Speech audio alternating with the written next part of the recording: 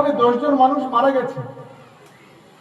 আমাদের প্রশ্ন একটা জায়গায়, স্বাধীনতার পরে 15 জন 16 জন প্রধানমন্ত্রী এসছে ভারতবর্ষে, কারণ এই ধরনের নোংরামি করতে হয়নি। আজ দেশের অপদার্থ বিজেপি প্রধানমন্ত্রী আজকে এই নোংরা খেলা খেলে আজকের মানুষকে মৃত্যুর দিকে ঠেলে দিচ্ছে। শুধু এসআইআর নয়, আপনি 14 পর থেকে দেখুন, একদিকে নোটবন্দি করে গোটা ভারতবর্ষের মানুষকে লাইনে দাঁড় করিয়ে দিয়েছিল, আরেকদিকে নিত্য প্রয়োজনীয় জিনিসের দাম বাড়িয়ে মানুষের কঠিন মৃত্যুর দিকে ঠেলে দিয়েছে। আরেকদিকে জিএসটি বাড়িয়ে আপনি হোটেলে ভাত খাবেন 18% জিএসটি, আপনি একটা শাড়ি কিনবেন 12% জিএসটি, আপনি চাল কিনবেন 5% জিএসটি, প্রত্যেকটা জিনিসের উপর জিএসটি চাপিয়ে দিয়ে গরিব মানুষের পকেট কাটার চেষ্টা করছে। আবার অন্যদিকে আমরা দেখলাম এনআরসির মতো সর্বনাশা আইন এই ভারতবর্ষের সংসদে পাশ করে, সিটিজেন অ্যামেন্ডমেন্ট অ্যাক্টের মতো বিল পাশ করে একটা ভয়ঙ্কর পরিস্থিতি তৈরি করেছে গোটা দেশে। তারপরে কি হলো, ওয়াকফ সম্পত্তি কেড়ে নিতে হবে, মুসলমানদের হক আল্লাহর সম্পত্তি আমরা বলি, সেই সম্পত্তি সংশোধনী বিল নিয়ে আসলো ভারতবর্ষের লোকসভাতে, সংখ্যাধিক্যের জেরে সেটাকে পাশ করে নিল। সারা বাংলা জুড়ে সারা দেশ জুড়ে কোথাও সাম্প্রদায়িক দাঙ্গা ইস্যু তৈরি করলো। অবশেষে এসআইআর, আমাদের লড়াইটা সেই জায়গায়। কেন আজকে ভারতবর্ষের মানুষকে, কেন বাংলার মানুষকে এই কঠিন পরিস্থিতি তাদের বিপদের মধ্যে ফেলে দেওয়া হচ্ছে?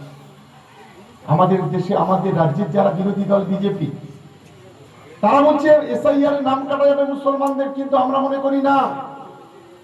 ইতিহাসটা জানতে হবে ভারতবর্ষের। দেশ যখন ভাগ হয়, আমাদের এই ভারতবর্ষের যারা বিত্তশালী মুসলিম, যাদের অর্থনৈতিকভাবে যারা শক্তিশালী ছিল, যাদের গাড়ি বাড়ি টাকা কোটি কোটি টাকা ছিল, জমি জায়গা ছিল, তারা অনেকেই বিনিময় করে এখান থেকে বাংলাদেশ কিংবা পাকিস্তানে চলে যায়। আর আমাদের যারা পূর্বপুরুষেরা, যাদের 2 বিঘে 4 বিঘে 5 বিঘে 10 বিঘে জমি, তারা এই ভারতবর্ষের মাটি ছেড়ে যেতে চাই না, তারা ভারতবর্ষে থেকে গিয়েছিল। আমরা এখানে যারাই আজকে দাঁড়িয়ে আছি, আমরা এই মাটিতে জন্মেছি, আমাদের পূর্বপুরুষেরা এই মাটিতে জন্মেছে, কিন্তু ওরা মুসলমানের দোহাই দিয়ে এই এনআরসি শুরু করেছিল। কিন্তু সবচেয়ে বেশি ক্ষতিগ্রস্ত হবে বাংলার হিন্দু ভাই বোনেরা, বিশেষ করে যারা পূর্ববঙ্গ থেকে 2002 সালের পরে এই বাংলাতে এসেছে, সবচেয়ে বেশি ক্ষতিগ্রস্ত হবে। ওরা ক্ষতিগ্রস্ত করার চেষ্টা করে আমার আদিবাসী ভাই বোনেরা, যাদের হাতে সব পেপারস গুলো ঠিক নেই। কিন্তু চিন্তিত হওয়ার কোনো কারণ নেই, দল আছে আপনাদের পাশে, সরকার আছে আপনাদের পাশে, নিশ্চিতভাবে সেটা আমরা লড়াই করব। আমরা চাইবো যে আমাদের বিধানসভা থেকে একজন মানুষ যেন ভোটার লিস্টে থেকে বাদ না যায়, তার জন্য আমাদের লড়াই, তার জন্য আমাদের সংগ্রাম, তার জন্য আমাদের সর্বশক্তি দিয়ে আমরা ঝাঁপিয়ে পড়ব। আজকের এখানে আমাদের হিন্দু, মুসলমান, খ্রিস্টান, আদিবাসী আমরা সকলে এখানে দাঁড়িয়ে আছে। আমার অনেক বয়োজ্যেষ্ঠ মানুষ আছে, যারা কংগ্রেসের সরকার দেখেছি, যারা যুক্তফ্রন্টের সরকার দেখেছে, যারা বামফ্রন্টের সরকার দেখেছে, আর আমরা পরিশেষে তৃণমূলের সরকার দেখছি। আমরাও বামফ্রন্টের সরকার দেখেছি কিছু। বাংলার মানুষের জন্য যদি মাথা উঁচু করে, শিরদাঁড়া সোজা করে মানুষের পাশে যদি কেউ থাকে, সেটা হলো মমতা বন্দ্যোপাধ্যায়। আমাদের ভুলে গেলে চলবে না। একটা সরকার জন্ম থেকে মৃত্যু পর্যন্ত মানুষের সহযোগিতা দিচ্ছে। একজন মা, একজন বোন সারা তার বাড়ির পরিবারে, তার স্বামী কিংবা তার ছেলে সারা মাস কাজ করে রোজগার করে, প্রধানমন্ত্রী আজকে এই নোংরা খেলা খেলে আজকের মানুষকে মৃত্যুর দিকে ঠেলে দিচ্ছে।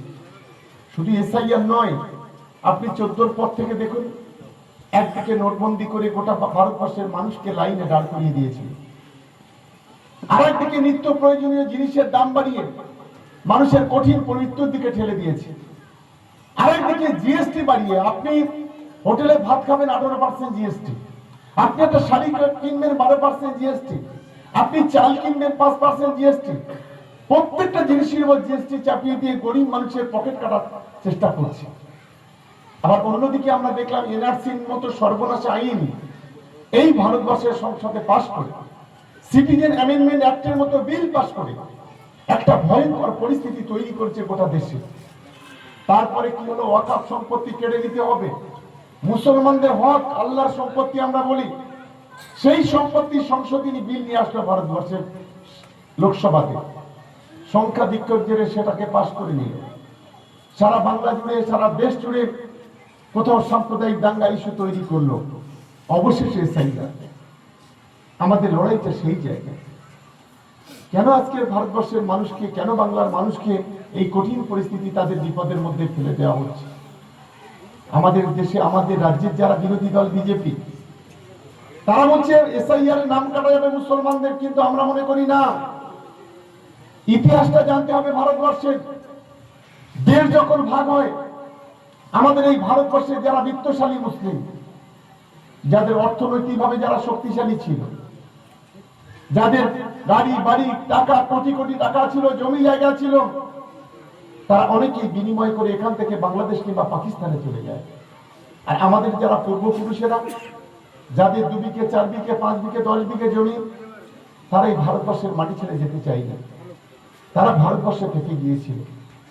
আমরা এখানে যারাই আজকে দাঁড়িয়ে আছি, আমরা এই মাটিতে জন্মেছি, আমাদের পূর্বপুরুষেরা এই মাটিতে জন্মেছে, কিন্তু ওরা মুসলমানের দোহাই দিয়ে এই এনআরসি শুরু করেছিল। কিন্তু সবচেয়ে বেশি ক্ষতিগ্রস্ত হবে বাংলার হিন্দু ভাই বোনেরা, বিশেষ করে যারা পূর্ববঙ্গ থেকে 2002 সালের পরে এই বাংলাতে এসেছে, সবচেয়ে বেশি ক্ষতিগ্রস্ত হবে।